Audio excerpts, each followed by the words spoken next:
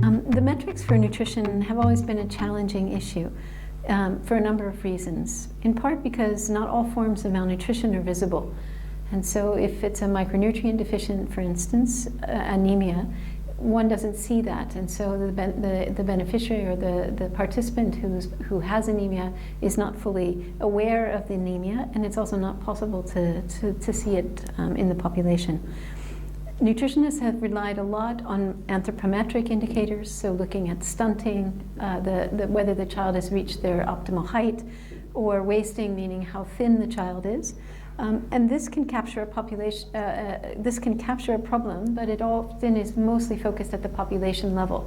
So we think about what percentage of the population is stunted, or what percentage of the population is wasted. It's not necessarily a good consumer measure, which is, I think, an important thing to consider.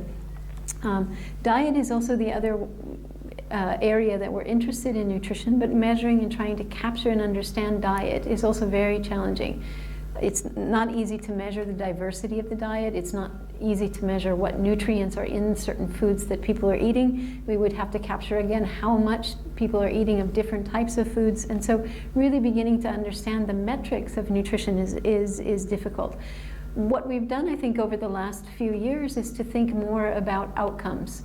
And looking from a practitioner standpoint, instead of focusing on the actual impact, we're looking at how good are our programs in terms of quality, how high is the coverage of programs.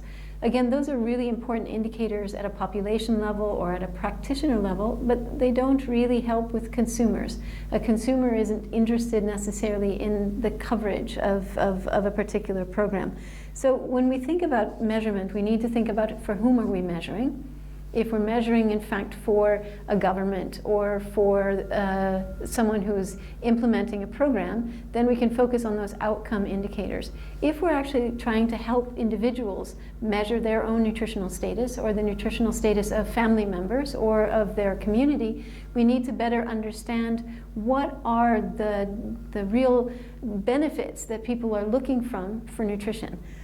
So we have to think about what good nutrition will bring to the household, not just about the diet that they eat. So we need to start looking at educational outcomes, we need to look at physical activity outcomes, we need to look at maybe cognitive behavioral outcomes, like the behavioral development targets that we usually set for children.